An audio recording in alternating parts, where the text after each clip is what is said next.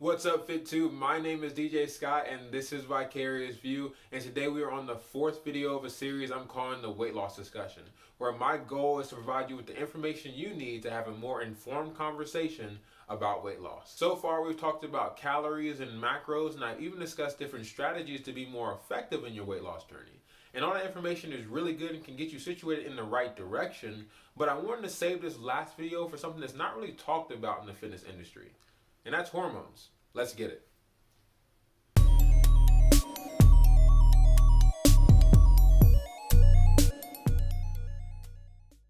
Okay, so before we get started, let's start off with a definition. Hormones are going to be messenger molecules created in one part of the body to then cause an effect on another part of the body. And our bodies create so many of these different hormones, and they're the primary or one of the primary reasons why we can do so many different things. And today I'm going to discuss 4 of these hormones as it pertains to weight loss, even though there's a lot more. And those 4 are going to be testosterone, estrogen, leptin, and cortisol. So testosterone is often called the male hormone, and estrogen is often called the female hormone. And the truth of the matter is both males and females produce both testosterone and estrogen. The difference is the male body seems to produce more testosterone and less estrogen than the female body. The other difference is for males specifically, that range of what is normal for testosterone and estrogen is pretty consistent on an individual level. However, when we switch over to the female body, the menstrual cycle plays a huge role in how hormones are regulated, so the range of what's normal can be drastically different from one week to the next. Testosterone is known for its ability to help maintain and gain our muscle mass, which is important because our muscles require more from our body than fat does, which means the more muscle mass you have and the less fat mass you have, the more calories your body will burn even throughout the day. But it's not as much as some people make it out to be. That's why if you end up having more muscle mass and less fat mass than you had the year before, you don't turn into some calorie burning machine like some people will tell you. Honestly, it's just a little bit of help in the right direction. On the flip side of this, we have an enzyme called aromatase, and aromatase actually has the ability to convert testosterone into estrogen. And it's often found in the fat cells, so the more fat cells we have, the more of this enzyme aromatase will have as well. And so if the body's levels of aromatase and estrogen go up, we'll actually have a harder problem maintaining and increasing our muscle mass, while making it easier for our body to add on more fat mass. Although estrogen may seem like it's on the bad side of this, honestly, it's not. Estrogen can and does contribute to increased fat levels, but it is also what aids in the typical female body characteristics like increased breast tissue and wider hips. And this increase in fat is what can help in carrying a baby full term. Outside of some of the positive reasons for that increase in fat mass, estrogen also activates AMPK, which enhances our body's ability to use fat for energy. Estrogen also increases our insulin sensitivity, which can help keep our sugar levels balanced, which is a major help in preventing type 2 diabetes. Next up is leptin, and this is going to be a very important one to understand. And to start off, leptin is actually going to be produced in the fat cells of the body. So the more fat cells you have, the more leptin you'll have as well. Now this is why it's very important to understand this one. Leptin tells your brain if you have enough or if you don't have enough fat stored in the body. Okay, so let's break this down a little bit. When you eat more than you should, leptin is going to signal to the brain, hey, I've had enough. And that's going to decrease those hunger signals, and it's going to increase the rate at which your body burns calories. But on the flip side of this, if you're eating less than you should, leptin is going to signal to the brain, yo, feed me in here, I need more. And those hunger signals are going to ramp up, and the rate at which your body burns calories will decrease. This is all in an attempt to obtain the amount of fat storage that leptin is telling your body that it needs. This is one reason why some people can eat less calories and still not lose any weight or sometimes even gain weight. It's not always about how much we eat or even how much we work out. For some of us, it's what our hormones are telling our bodies to do that can prevent us from reaching the goals that we have. And since we're on the topic of leptin, I also wanted to cover leptin resistance. This is when the brain doesn't recognize the signals from leptin. So let's just backtrack just a little bit.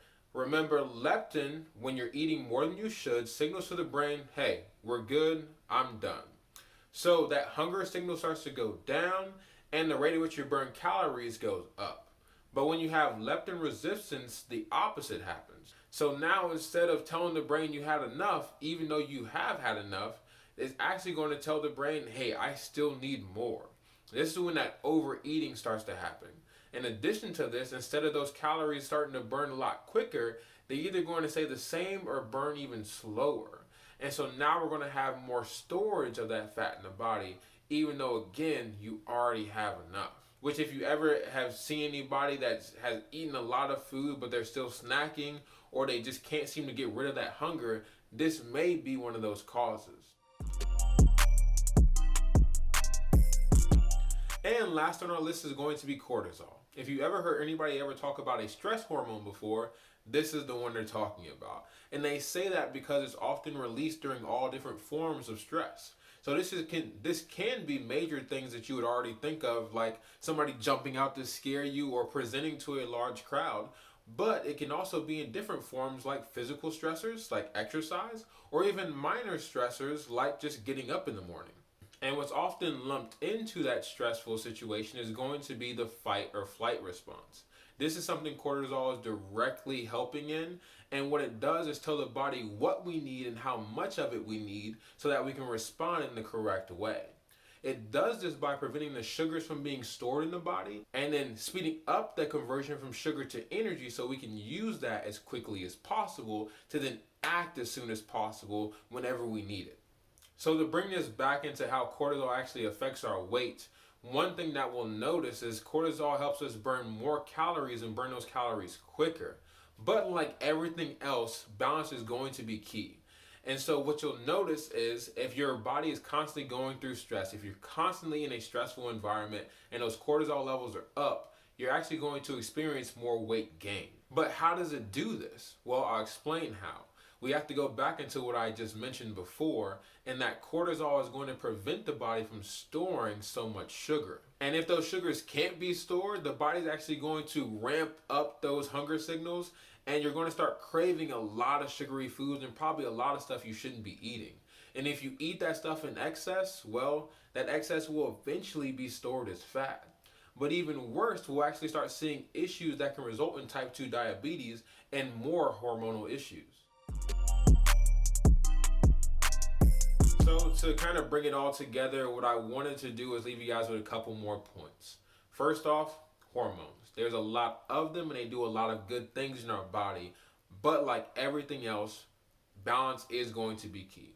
If we have too much or too little of any of these hormones, we are likely to see some negative effects. Second thing is going to be we need to make sure not to write a hormone off just because it's not directly affecting one of the things that we're currently working on. Most of these hormones, including the four I mentioned today, have a lot of different things that they help do. And so we have to make sure to keep them all in check if we want to keep our overall health up, which is obviously what we really want out of all of this.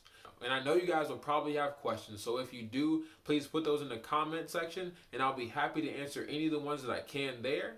And if I can't get that answer to you quick enough, I'll make sure to do some more research and figure out exactly what the best answer is for you. If you haven't already, hit that like button. It really helps me out. Subscribe to the channel and hit the bell notification right next to it, and I'll let you know when that next video posts. And as always, stay fit, stay educated, be blessed, and I'll see you next time on Vicarious View.